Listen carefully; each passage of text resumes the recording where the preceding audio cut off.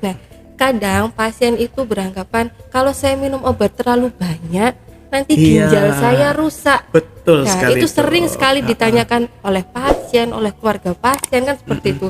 Sebetulnya bagaimana sih dok? Apakah obat-obat itu merusak ginjal ya dok? Tidak usah khawatir bahwa memang obat-obat itu untuk penyakit hipertensi, diabetes, jantung itu sudah didesain untuk dikonsumsi seumur hidup.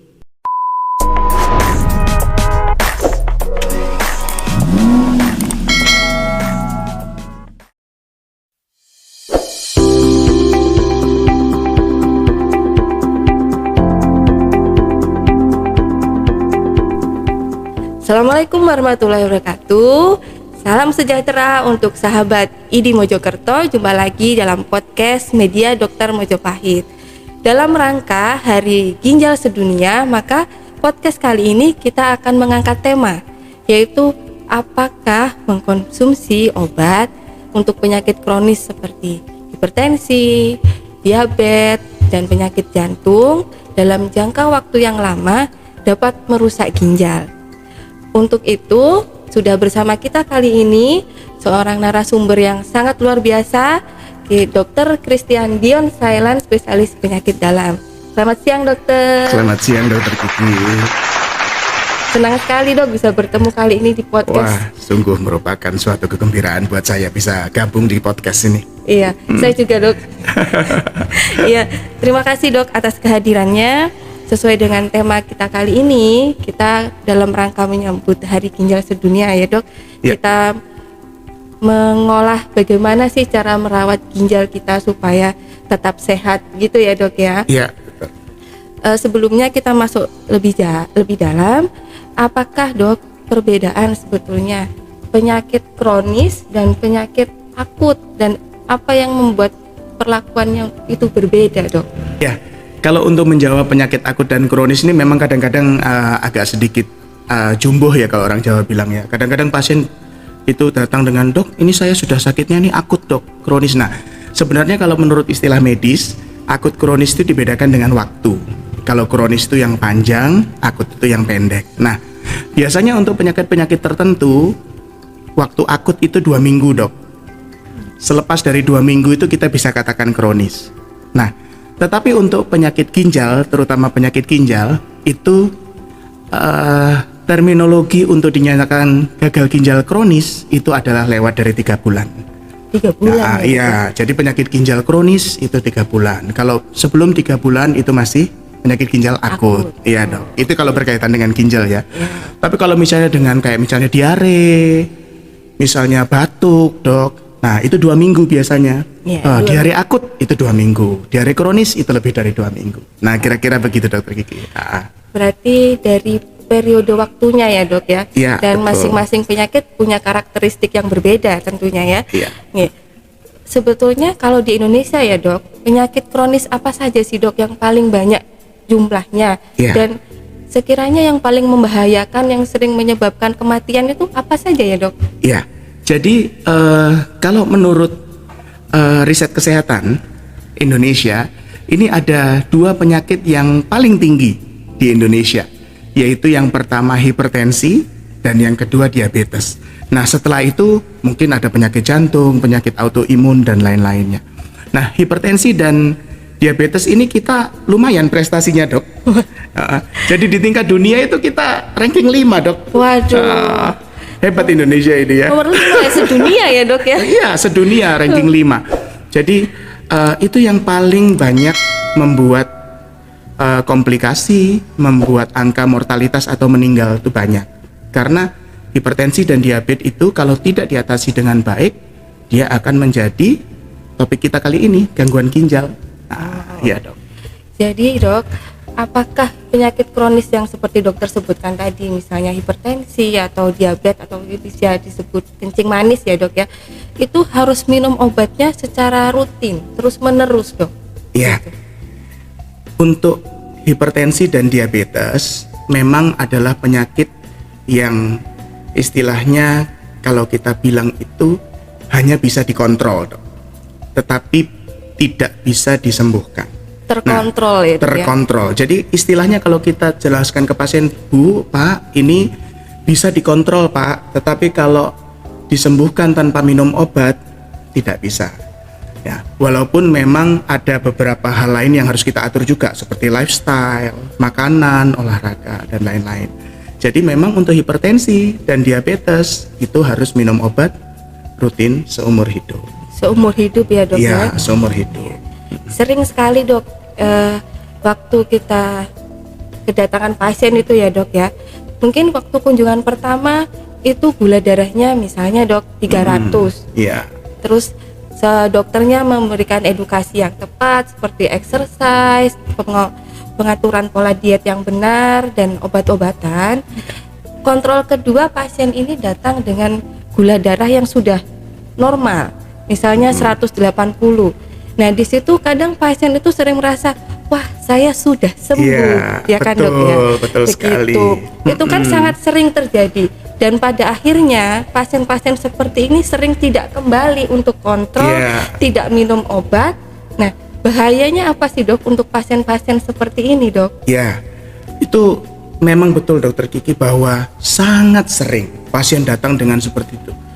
Dok, kenapa saya ini kan sudah normal, kenapa saya harus kontrol? Nah, di situ pentingnya edukasi kita. Bahwa memang kita harus ngomong ke pasien-pasien kita bahwa diabetes ini atau hipertensi ini harus kita ikuti perkembangannya Pak. Kalau misalnya angkanya normal, tensinya mungkin di bawah sudah 140/90, gula darah sewaktunya sudah di bawah 200 atau gula darah puasanya sudah di bawah 126, ini bukan berarti sembuh ya Pak, tapi ini karena terkontrol dengan obat. Nah seperti itu, jadi Bapak tetap harus kontrol. Ataukah itu kontrol ke tempat praktek pribadi atau ke BPJS, itu sama Pak, yang penting kontrol. Nah di situ memang dok fungsinya edukasi di situ, dan kita harus memang bisa mengedukasi pasien supaya dia tetap bisa kontrolnya ajak rutin. Iya, jadi bukan sembuh ya dok. Ya, jadi yang perlu digarisbawahi bahwa untuk penyakit kronis seperti diabetes, hipertensi dan penyakit jantung itu tidak sembuh, tapi terkontrol ya dok ya. Betul. Terkontrol dengan obat-obatan. Dengan obat-obatan. Ya, untuk selanjutnya dok, yang sering kita dengar itu kan tentang obat-obatan herbal. Iya. Ya, obat-obatan herbal ini banyak sekali macamnya. Ini seru ini dok. Ya, betul.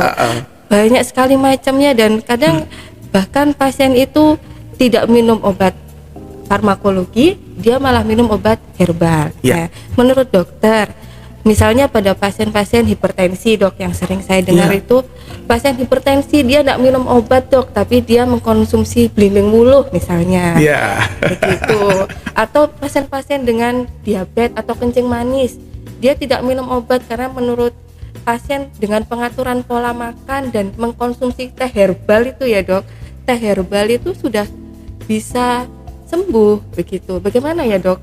Ya. Itu memang tantangan kita terbesar saat ini dok untuk dunia kedokteran, bahwa kita berlawanan dengan herbal-herbal itu di luar sana dengan terapi-terapi alternatifnya. Nah, saya menghimbau juga kepada teman-teman dokter, juga baik para awam yang mendengar podcast ini, bahwa percayakanlah kesehatan Bapak Ibu ke dokter. Herbal itu tidak semuanya bagus. Ya, herbal itu tidak semuanya bagus. Sering Bapak Ibu, pasien itu datang hipertensi, sudah bagus-bagus kita atur ya dokter Kiki, tapi kepincut gitu loh dengan tetangganya. Wih, nang kono wae apik iku. Minumlah daun apalah, sambiloto dicampur apa? Mungkin dicampur daun pintu, daun jendela mungkin ya dok. Iya bisa gitu ya. Terus ternyata datang itu sudah dengan gangguan ginjal. Ya, itu. Gangguan ginjal dengan kondisi yang kesehatan yang makin memburuk. Nah, jadi saya berpesan sekali lagi bahwa jangan kepincut dengan herbal terapi atau terapi-terapi yang tidak dilakukan oleh dokter. Nah, karena apa? Karena herbal-herbal itu juga tidak murni herbal sekarang. Ada juga yang dicampur dengan obat-obat medis yang kita tidak tahu dan dicampur oleh orang-orang oknum yang tidak bertanggung jawab. Dengan dosis yang kita tidak tahu ya dok ya, betul atau tidaknya ya. Jadi berbahaya juga nanti ya dok ya. Betul dok. Jadi yang sebetulnya selain obat herbal dok, yang tidak kalah boomingnya ini tentang pengobatan alternatif, Dok. Iya, betul. Seperti yang biasanya kan kalau orang-orang awam itu kan katanya seperti itu kan, Dok. Kata tetangganya, kata saudaranya, terapi ini itu kan sekarang alternatif itu banyak sekali. Pengobatan gagal ginjal mungkin dengan pijet, Dok. Nah, seperti itu. Itu seperti apa sih, Dok? Sebetulnya itu apakah bisa relevan dengan keadaan yang ada? Iya. Kalau relevansinya saya rasa agak jauh ya, Dok ya. Jadi sebenarnya kalau kita mau jujur bahwa terapi alternatif itu timbul akibat dari kebiasaan-kebiasaan lama. Mungkin ya nenek moyangnya dulu, kakeknya, mbahnya, oh aku minum kumis kucing ini terus sembuh gitu ya, misalnya kumis kucing ya. Nah, atau oh aku minum belimbing wuluh ini terus tensiku rendah. Nah, atau aku minum ini, makan bawang merah tensiku rendah gitu. Atau minum daun insulin. Sekarang lagi marak loh, Dok, betul, daun insulin. Daun insulin, namanya aja sudah daun insulin ya, Dok. Itu diabetes saya sembuh. Nah, semua itu sebenarnya berdasarkan bukti-bukti empiris namanya. Bukti-bukti empiris itu adalah bukti-bukti yang didapatkan dari pengalaman-pengalaman pribadi. Pengalaman. Iya. Tidak melalui riset. Yang sebenarnya tidak bisa dipertanggungjawabkan secara ilmu. Nah, untuk dokter, kenapa kita bisa dipercaya? Karena kita berikan, apa yang kita berikan itu sesuai dengan penelitian. Nah, gitu ya Bapak Ibu ya. Jadi dokter memberikan terapi itu tentu saja berdasarkan penelitian. Obat A itu sudah diteliti aman dosisnya sampai sekian gram. Obat B. Nah, jadi kenapa kita lebih harus bisa dipercaya daripada alternatif, daripada herbal? Karena kami memberikan terapi kepada Bapak Ibu itu ada batasannya sesuai dengan dosis dan lain-lain. Jadi kalau dokter yang memberikan itu relatif aman untuk ginjal. Seperti ada itu. Ilmunya ya, Dok ya. Betul. Ada scientific ilmunya, istilahnya. Ada risetnya. Ada risetnya. Betul. Jadi tidak sembarang obat diberikan. Ya. Kita juga punya pakem-pakem untuk memberikan terapi itu ya, Dok ya. Betul. Tadi kan disebutkan bahwa pasien-pasien dengan penyakit kronis itu harus minum obat teratur dalam jangka waktu yang lama kan, Dok.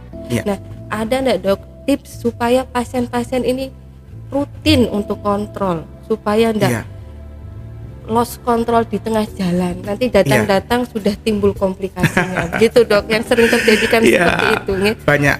Iya, tipsnya yang pertama, Bapak Ibu jangan bosen kontrol. Jangan bosan kontrol. Yang pertama. 2, jangan bosan minum obat. Jangan bosan minum obat. Jangan bosan kontrol, jangan bosan minum obat. Yang ketiga adalah percayakan kesehatan Bapak Ibu ke dokter. Gitu ya. Nah, kenapa? Pengalaman klinis saya, banyakkan pasien tidak kontrol tuh gara-gara itu. Bosan minum obat. Bosan diatur makannya. Bosen kontrol ke dokter, bosen karena nunggu antriannya lama BPJS. Oh iya, Dok, nah, betul itu. Jadi itu harus dilawan dengan satu tujuan Bapak Ibu. Tujuan bahwa kita akan sehat, kita harus hidup umur panjang dan supaya juga kesehatan ginjal kita tetap baik untuk pasien-pasien terutama hipertensi dan diabetes ya, Dok ya. Karena kan bahasan kita khusus mengenai yang ginjal ya ini ya, seperti itu.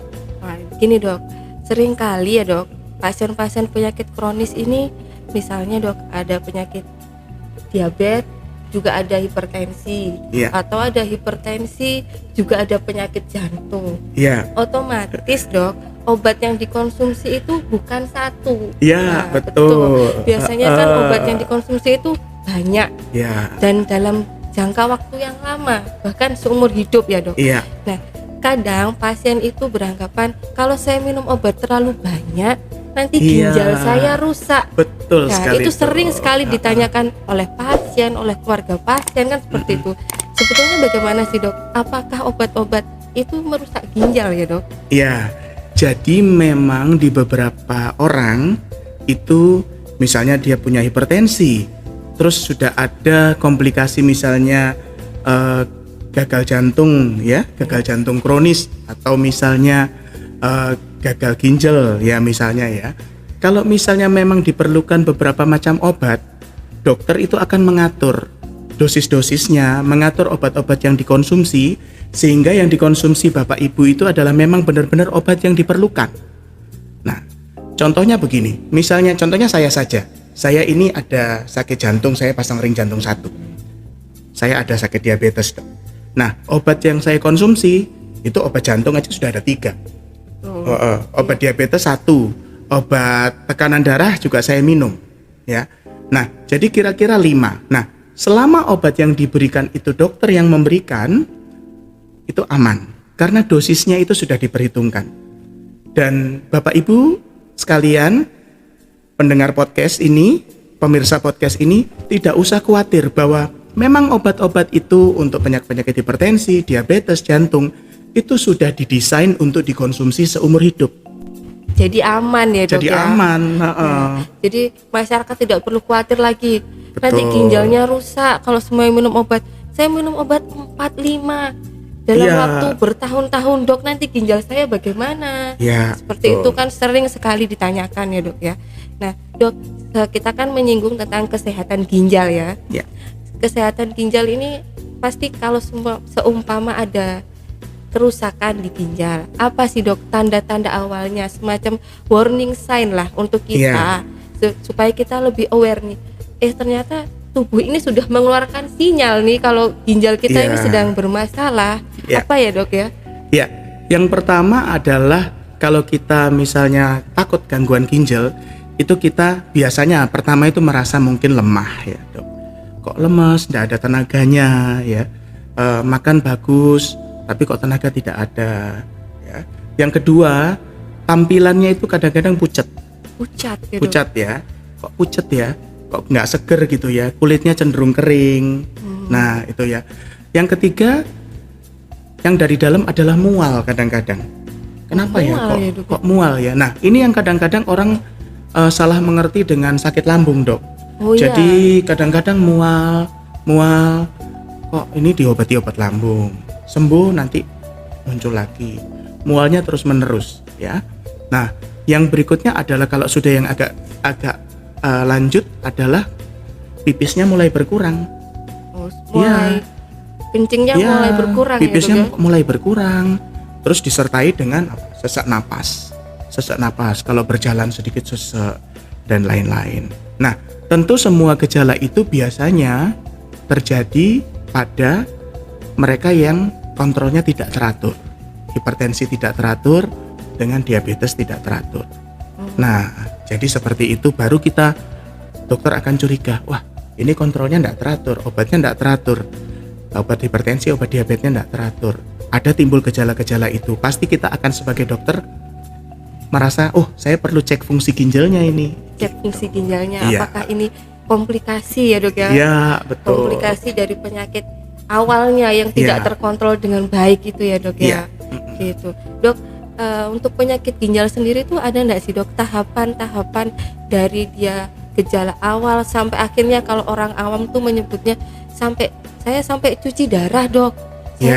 Berarti ginjal saya ini sudah rusak ya dok. Terus bagaimana kualitas hidup saya kalau saya sampai cuci darah gitu dok? Jadi tahapan daripada gangguan ginjal itu kita bedakan dulu akut kronis. Nah gangguan ginjal akut itu adalah terminologinya adalah gangguan ginjal yang dalam 3 bulan itu bisa kembali normal dok. Jadi batasannya 3 bulan. 3 bulan ya dok. Nah kalau misalnya kita obati 3 bulan itu kembali normal, nah berarti dia cuma gangguan ginjal sesaat, gangguan ginjal akut. Akut saja. Nah tetapi kalau dari lebih dari 3 bulan dia tidak membaik, nah itu yang kita namakan gangguan ginjal kronis. Tentu memerlukan perlakuan yang lebih serius. Nah tahapan dari gagal ginjal sendiri, kalau stagingnya atau tingkatan ada tahap 1, 2, 3, 4, dan 5. Nah 5 tahap. Iya 5 tahap. Nah yang bisa kita atasi tanpa cuci darah itu sampai tahap 5 awal. Jadi tahap 5 itu dibagi 5 awal sama 5 akhir, 5A, 5B istilahnya. Nah, kalau tahap 5 awal itu masih kita bisa atur dengan pengaturan makan, pengaturan obat, istirahat yang baik dan lain-lain itu bisa kita atur. Tetapi memang dengan kalau misalnya memang dia berlanjut sampai yang kelima yang harus cuci darah, nah itu memang kita memerlukan bantuan istilahnya. Cuci darah itu sebenarnya adalah ginjal kita yang tidak berfungsi itu digantikan dengan mesin supaya racun-racunnya itu dibuang, bisa dikeluarkan. Dan yang harus kita luruskan di sini gini Bu, Bapak Ibu sekalian. Ini kita bicara mengenai yang lanjut ya. Cuci darah itu bukan sesuatu yang menakutkan. Tetapi cuci darah itu malah gunanya adalah untuk memperpanjang hidup kita, memperbaiki kualitas hidup. Oh iya. Ya, gitu. Jadi Bapak Ibu, saudara sekalian, supaya tidak sampai ke cuci darah, ya ayo kita atur supaya masih tahap-tahap awal bisa diatasi itu semuanya.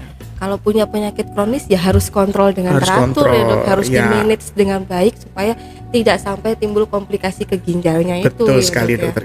Ya. Yang sering kami dengar Dok, misalnya pada pasien-pasien itu, Dok saya nyeri pinggang Dok. Nah seperti itu kan Dok ya. Dok saya nyeri pinggang Dok. Ini saya sakit ginjal kah Dok, kok pinggang saya kok sakit.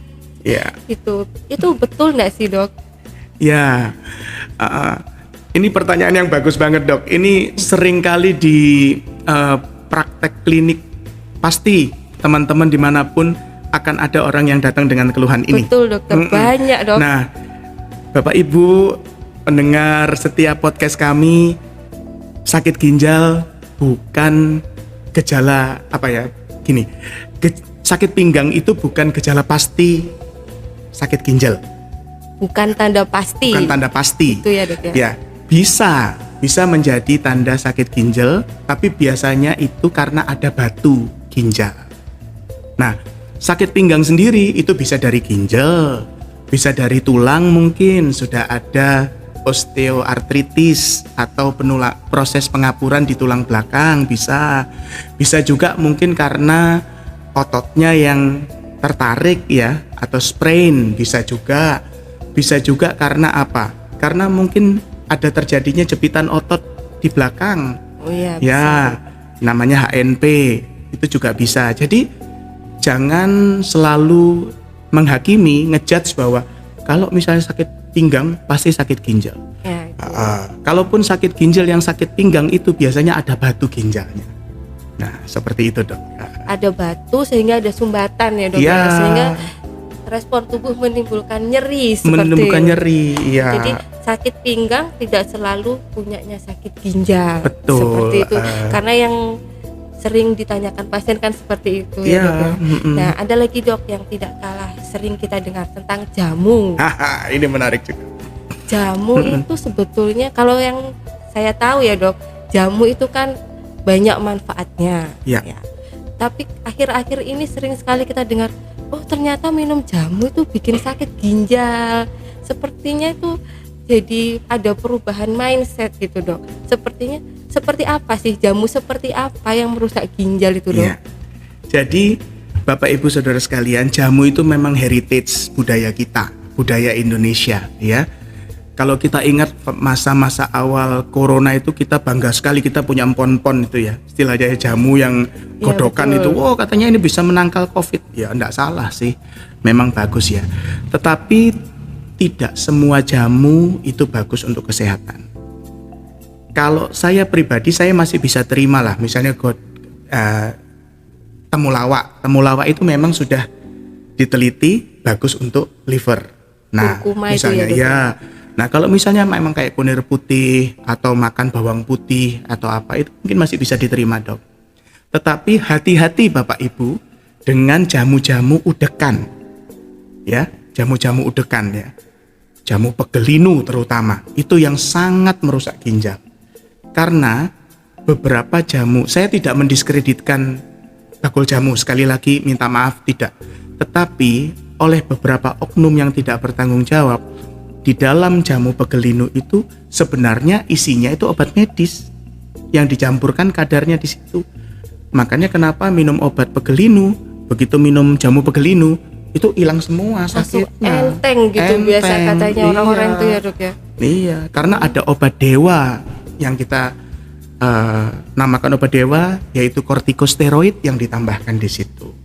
Dan ada beberapa obat juga seperti mungkin anti nyeri yang merusak ginjal yang ditambahkan di situ, di mana pemakaian itu yang tidak bertanggung jawab akan merusak ginjal, dok.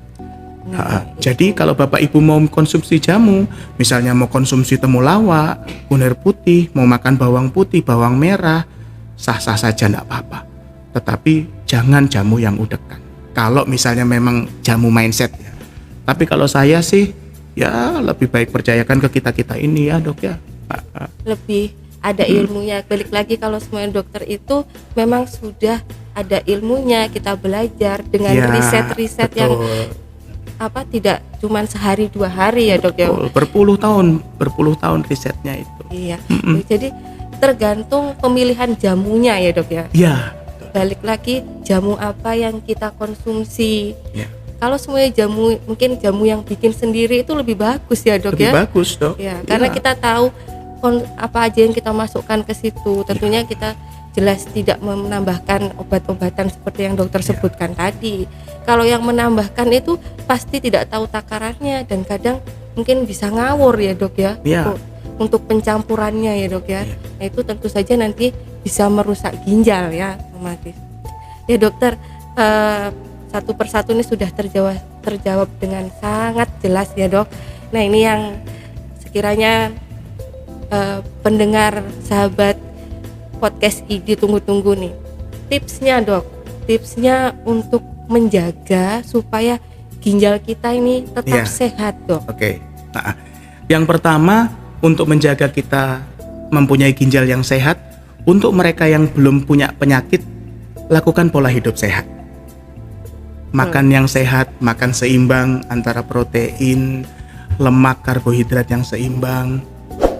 Lakukanlah olahraga secara teratur dan juga tetap pola pikir yang bersih, pola pikir yang tidak gampang stres. Nggak boleh stres ya, nggak boleh stres. Nah, itu bagi mereka yang masih sehat, ya. Dan minumlah air secara cukup. Ya, minimal kira-kira kalau orang dewasa itu mestinya 2 liter harus masuk satu hari. Ya. 2 liter satu hari. Ya, 2 liter. Nah, kalau badannya sekecil saya ini ya bisa sampai 4 liter atau bisa sampai mungkin 5 liter ya enggak apa-apa ya. Tetapi kalau untuk yang biasa-biasa yang istilahnya langsing 2 liter sampai 3 liter, bagi mereka yang olahragawan juga mungkin bisa lebih banyak. Nah, itu bagi mereka yang sehat. Nah, bagi mereka yang sudah ada penyakit, terutama hipertensi dengan diabetes, 2 penyakit itu, Bapak Ibu pendengar podcast yang budiman, percayakanlah penyakit Anda ke tangan dokter. Hanya itu yang saya mau sampaikan. Nanti dokter akan mengatur obat apa yang perlu dikonsumsi, makanan apa yang perlu dikonsumsi, pola latihan apa yang boleh dilakukan, pola aktivitas bagaimana yang boleh dilakukan. Dan tentu saja yang tadi pola pikir yang tidak stres itu tetap menyertai ya. Nah, yang berikutnya khusus untuk orang Indonesia, jangan tergiur dengan tawaran-tawaran alternatif, herbal, jamu. Tidak ada proses yang instan ya dok ya. Iya dok. Oh, enggak ada yang 2 kali minum obat langsung enak semuanya. Langsung sembuh. Gitu. Memang semuanya proses. Dan memang proses untuk penyakit-penyakit hipertensi, diabetes, dan lain-lain itu memang memerlukan konsumsi obat yang seumur hidup. Jadi di paling belakang sendiri adalah sabar, tawakal dan berserah. Sabar, enggak boleh bosen ya dok. Enggak boleh bosen. Tadi pesannya harus tidak boleh bosan kontrol, bosan minum obat ya dok ya. Ya, sesuai dengan tema kita kali ini yaitu amankah mengkonsumsi obat untuk penyakit kronis dalam jangka waktu yang lama untuk kesehatan ginjal kita, dan ternyata jawabannya adalah aman-aman saja ya dok ya. Aman. Karena apa? Karena dipantau oleh dokter dengan anjuran dokter, dengan kontrol teratur, disesuaikan kondisinya dengan masing-masing pasien. Jadi pasti aman ya, betul. untuk kesehatan ginjal. Dan Tapi dokter juga tidak akan memberikan obat yang berbahaya untuk ginjal kalau sudah tahu ada gangguan ginjal ya dok ya. Oh iya dok. Gitu. Jadi lebih bahaya lagi kalau tidak rutin kontrol, tidak rutin minum obat, Ya. sehingga datang-datang sudah dengan berbagai macam komplikasinya ya dok. Betul sekali dokter Jadi Kiki. harus rutin, harus tidak boleh bosen minum obatnya. Iya. Ya. Wah, terima kasih dok, sangat menarik sekali. Semoga teman-teman sahabat podcast ID Mojokerto ini jadi semakin terbuka wawasannya ya dok ya, bahwasanya dokter itu sudah menyesuaikan dosisnya supaya jangan sampai tidak terkontrol ya. Untuk penyakit kronis itu tidak sembuh tapi terkontrol ya dok ya. Ya, terima kasih dok atas informasinya, atas sharing seasonnya yang sangat menarik ya dok ya. Terima kasih. Dokter Dion ini sehari-hari praktek di mana ya dok ya? Ya, saya sesuai dengan anjuran ID, saya 3 tempat prakteknya. Yang pertama di Rumah Sakit Kristen Mojowarno Jombang. Yang kedua di Mojokerto di Rumah Sakit Kamar Medika. Dan yang ketiga adalah di tempat praktek pribadi saya di Jalan Gajah Mada nomor 72 Mojokerto. Untuk sahabat ID semuanya, apabila ada penyakit-penyakit yang butuh dikonsultasikan dengan dokter Dion, silakan menghubungi dokter Dion di tempat prakteknya itu ya dokter ya. Dokter, saya ucapkan terima kasih banyak sudah bersedia menjadi narasumber pada kali ini. Dengan senang hati dok. Sampai jumpa untuk sahabat-sahabat ID semuanya di podcast-podcast selanjutnya, pastinya dengan tema-tema yang tidak kalah menarik ya dok. Jadi kita akan terus mengupdate tentang podcast ini di episode-episode selanjutnya. Dan saya akhiri, wassalamualaikum warahmatullahi wabarakatuh.